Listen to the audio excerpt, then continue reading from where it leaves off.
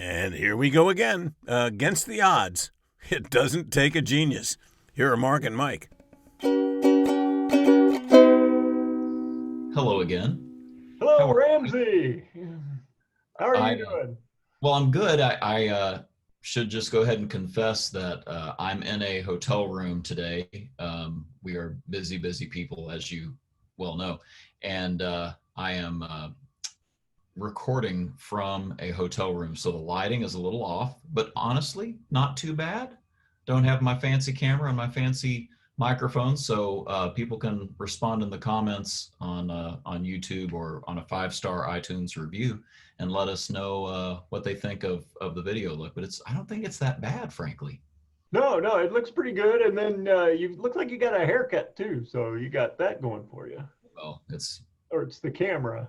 it's the camera, to be honest with you. Yeah, I think it's cutting off a little bit of my hair with the virtual green screen behind me. So yeah. Anyway, Nice. so It's talking part about the book two. again, right? Part two, yes, the book. Yes, we're diving into the Leading Change Bible. Yes, Mr. John Cotter. I noticed I actually sent a copy of this book to one of the managers that I'm working with. He runs a store, and I Huh. went on Amazon and just had him shipped a copy as a. And it doesn't look anything like this anymore. Apparently, they've updated it since '96.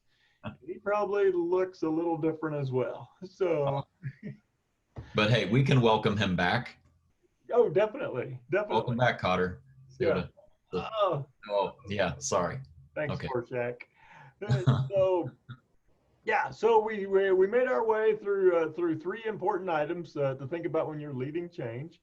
In part one, we want to dive right into this particular topic, and we're going to lead off with. And it's interesting. I've been reading off of Cotter's negative list, and you've been reading his positive list. So Right, right. on his why transformation fails list, one of the big reasons he has is it's lacking vision. It's lacking a vision. Mm-hmm. Mm-hmm. So he talks about that we have to have an idea of where we're going, what we aspire to be, what it's going to look like when we get there, uh, Yeah. and oftentimes leaders don't do that. And if you recall, that's one of the big components in our change formula. And so V times D times F has got to be greater than resistance. So, what are your thoughts? Vision for the future. Well, often people cite a Bible verse here. For lack of a vision, the people perish, Mm-hmm. and that might be taken a little bit out of context, but it certainly applies here. That what's the meaning? What's the point behind this? Where are we going with this? And I know last time we talked about vision, but we talked about it more from the perspective of communicating the vision. Mm-hmm. Um, well, here it's what is it? What is it exactly we're communicating? I'll tell you right now. I'm staying at the DoubleTree Hotel in Cincinnati in the Blue Ash area. They are phenomenal, and I have just been impressed again and again with my interactions with the employees here. And for instance, I saw an employee who was going home for the day, and she saw a fork that was dropped in the corner of the hotel restaurant. She stopped and backed up about 5 paces to pick that fork up and take care of it. Just things like that. They don't have to do that, but we all notice the little things, right? So I asked, why are you guys so good? And that was exactly what was told to me was, well, we have a vision of what we're supposed to be. We have these little pledge cards. They whipped it out of their wallet and showed me. And it's things that you'd probably expect. We're going to say my pleasure instead of you're welcome. And we're going to guide people instead of pointing. And we're going to smile and say something to you if you're within 10 feet, things like that. I don't remember the whole card, but somebody had to paint that picture, right? Somebody had to cast that vision. So I buy into this wholeheartedly. Oh, definitely. Well, and in simplistic terms, when I'm explaining it to someone I'm working with, I just simply say, you have a goalpost you're kicking the football towards. Is Yeah, everybody else on your team kicking towards the same goalpost? And right. they have goalposts over here, yours is over here, so they're laying awake at night thinking how to get the ball through this goalpost, and you're kicking yours through this goalpost. Right. and your visions aren't aligned. Right. And if that's the case, we're constantly going to have to drag people back to align with what it is that we want to do, but they don't share the same vision. Yeah. And so I Somebody think has to that's a critical point. create a vision for change. That's essentially the best practice here. Right. And you get into those conversations of, all right, so where does the vision come from? Mm-hmm. And I was leading a deep change, uh, finding the transformational leader within by Quinn. And he talked about, in some, some organizations, they think the leader, Moses should go up on the mountain, Yeah. craft a vision, come down and present it to the masses. Right. Here's our vision, follow me. And other people are in the camp of that the vision should it should grow organically from the rank and file, and they should help craft this and provide this. And Quinn takes the case that it should be a combination of that. Hmm. The leader should have some idea of where the organization is going and what that future state should look like. Yeah. Then he should have conversations with all his people to figure out, okay, do they when it's discussed, do they share a similar viewpoint? Can they get excited about that? Is this energizing to them as well? Yeah. So figuring out, all right, where you want to go, and then having those conversations. And sometimes it's just a question of finding the language. Yeah. I think one of the keys to this is to make it understandable by everybody. Yeah. Whether it's a vendor that you're contracted with, it's the guy who sweeps the floors and takes out the trash, or it's the vice president of marketing. Doesn't matter. The vision should be understandable by everyone. Yeah. And I love that the four disciplines of execution talks about the same thing, right? You set a wildly important goal only after you have rich, deep input from your people on what they're seeing as well. So that makes perfect sense. So creating a vision for change, that's our first item here. What's the second downfall that we're going to give a counter to? Well, it's one of my favorites. It's in the negative. It's change fails when we don't remove the obstacles to the new vision. So we've got this place we want to go. There's all these roadblocks, and a lot of times it's just the old way of doing things, and it's in the way. And our job is to remove those obstacles. And when we don't, our team gets discouraged. Yeah, because it's not under their control, right? So they feel hamstrung and cut off from the ability to even do what you're technically asking them to do. Oh yeah. My favorite of these is you've been on hold for 30 minutes and the recording says your call is important to us. No. Your vision says the call is important, and you've told me your call is important. But the fact that I've been on hold for 20 minutes and the machine is telling me, I don't believe you anymore. Right. We had a survey that we used frequently with our stores, and it had this wonderful question on there: what policies and procedures get in the way of you doing your best work? And so the survey was asking, all right, are there policies, procedures, are there implied things that we do here that quite simply make it impossible for you to provide the level of customer service that we have a vision for, or the destination to be whatever the organization wants to be? What's getting in the way? And then can we surface it? And then somebody with enough authority, can they remove it? And I know one of your pet peeves is when we have one person screw up and then we apply a blanket rule to everybody. I won't mention the name, but I have a manager of a chain store, a store that's a part of a big global chain. And the manager was so frustrated because the manager was no longer allowed to use Facebook Messenger to interact with customers on her Facebook page. And guess why? I don't know the details, but I am confident somebody did something boneheaded with, private messages. I don't, who knows what they did. And a blanket rule came down for everybody. Well, it really hurt the ability to communicate with customers who wanted to know things and buy things and get advice on how to buy things.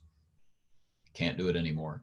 So completely went counter to that brand's particular drive for having a vision for being a really interactive organization with their customers and really listening. Can't listen if you can't even use Messenger. So I've seen this play out, and it's not pretty. Oh yeah, yeah. I had a store, and they were trying to, they had this vision of growth, and they were going to grow the department, and they got a bad check.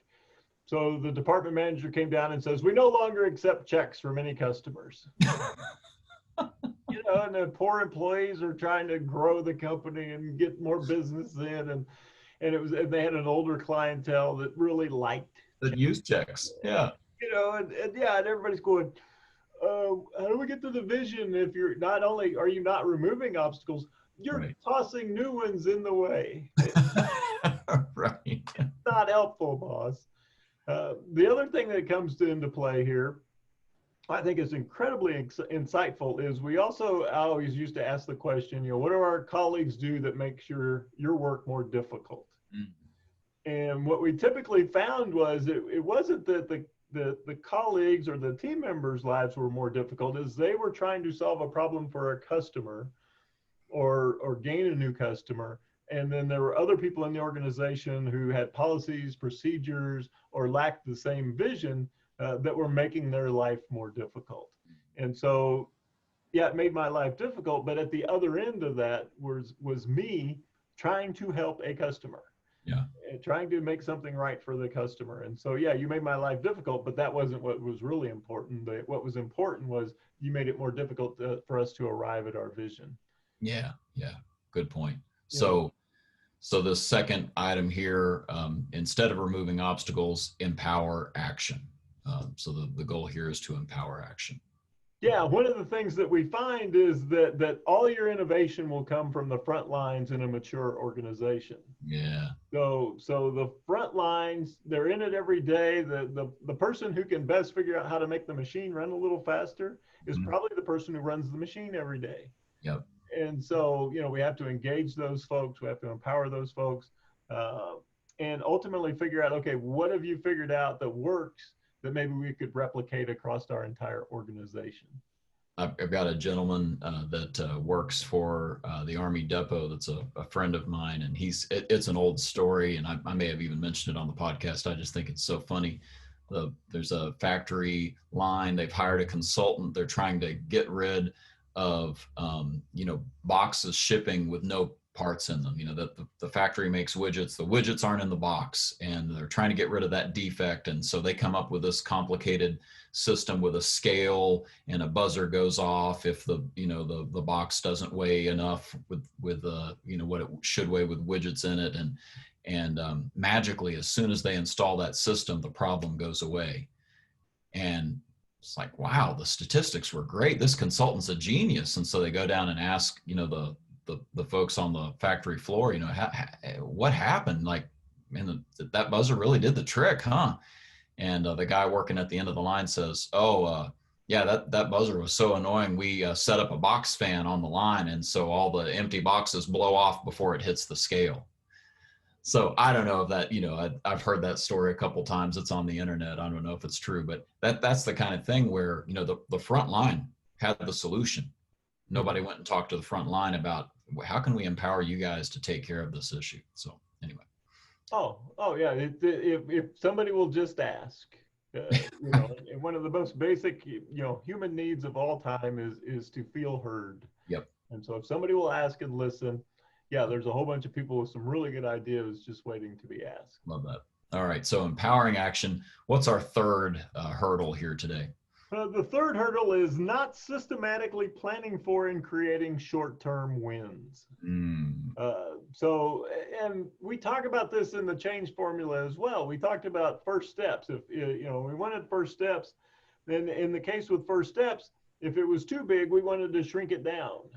And so we could ultimately achieve something so that would spark the emotion that we need in order to move forward with the next part of the change. Okay, so let me try one on you, because I was just with a client today where I think they've got something in line with the way you're talking there. there's a number of things they want to do. They want to be more engaging in a COVID world. They have plans for their experience, and it's big plans of things they want to accomplish. They want to increase retention of the employee and the development of those employees so they can promote from within. Just big things that are going to make the company a lot of money ultimately over the long haul, and it'll be a healthier organization. We started with a hit list, and it was literally just, we're not going to solve world hunger today, but there are some next steps we can take. And so we've got this hit list: who does what by when. By the end of the day, we already had 4 of those things knocked out. Like they were done. They were just short check the box things, but we checked the box.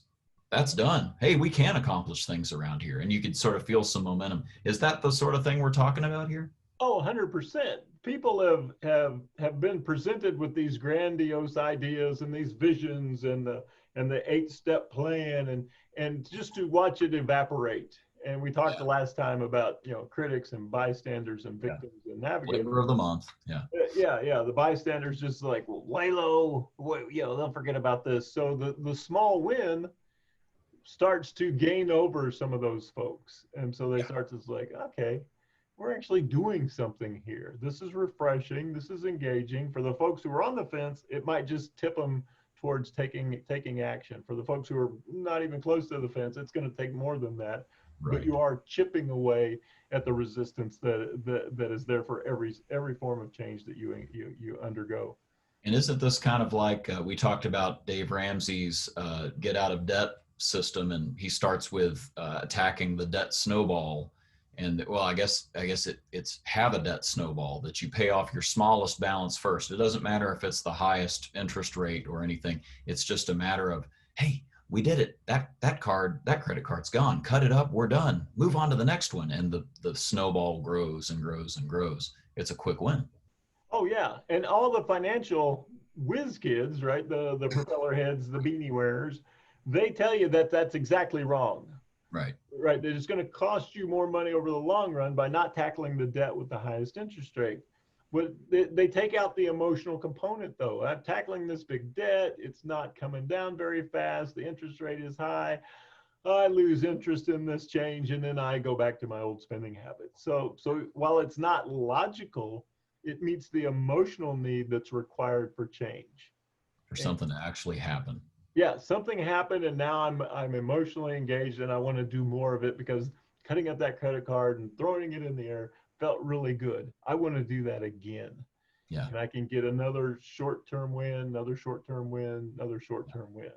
And I suppose that, if you're a manager hearing what we're talking about today and it's resonating with you, like, you'll have to share those wins. You'll have to go tell people, hey, did you notice what we just did? Did you see Bobby? He followed the process and he made an extra sale, whatever it is. There's got to be something that allows people to have that moment of celebration and saying, yeah, psychologically, emotionally, that felt good. Let's do more of that. Mm-hmm. Well, it happened to me this morning. We were talking and we were trying to get a group of salespeople to use some software that they have, and they hadn't used it at all. And so the managers want to see, okay, how many additional sales have we gotten by using the new software and reaching out to these different clients? And they just started doing it. And so I talked about, let's back up a step. Let's talk about activity. What is the, now it's all trackable. What is the activity level now compared to before we started this change? Oh man, activity's way up. All right. And some of them, there are people who've logged into this software that have never logged into it before. And it's like, okay, let's stop and celebrate the heck out of that. I know it's not where we want to be, but it's definitely a step forward in that direction. So the fact that they're in there, they're making additional calls, they're using the software, and nobody was doing it before. This is a win worth celebrating. Yeah. Even though it's not, some people are like, I'm not celebrating until they sell X number of whatever for, Right. I'm not, it's too early. Yeah. No, if we don't celebrate the little things, we won't get the big things. That's it. Okay, so let me review where we're at so far and talk about what's next here. last time, and it's worth going and checking out that episode, we talked about creating a climate for change. And so it was about creating this sense of urgency, having a coalition around you that are some of those change agents, and having some sort of vision that you communicate out. Today, we've talked about enabling, engaging your organization to make those changes. So again, we're talking about the vision, but we're also talking about empowering action, taking out those obstacles, and creating these quick wins and having these celebration moments that build momentum. Oh, definitely. Yeah. And what you see here is now you're in the trenches. You're actually doing stuff. Yeah. Implementation is happening. Yeah. So these are hands-on things. These are things that, like you said, you can check the box, right? I was able to remove this policy that got in the way of us taking better care of customers. I was able to remove this obstacle that should allow our people to do more prospecting, whatever it might be. So these are concrete wins that can be celebrated. And so now this feels pretty good, because now it's no longer just an idea. There's actual progress and we're building up some momentum. And so next time we'll talk about that change being baked into the organization, making it a long-term change. How do you implement and sustain that change? So exactly. Tune in for part. How do we know when everyone's committed to the way things are now? Yeah, beautiful. Okay, exciting stuff. I love this kind of stuff. I really do. Oh yeah. Well, I mean, we live it every single day. We do. And so, yeah, it's fun to talk about what are the elements of this, right? We kind of just do it naturally when we're working with clients. Right. It's nice to break it down into its component parts and dissect it a little bit. So yeah, it's good stuff. 100%. All right. Well, I suppose it's time to let a snarky announcer who is professional grade tell us what he thinks about us. Okay. So go ahead and tweet that, or share it any other way you want. As always, there are no rights reserved, no trademarks, no copyrights. Share it if you want to. And join us next time on It Doesn't Take a Genius.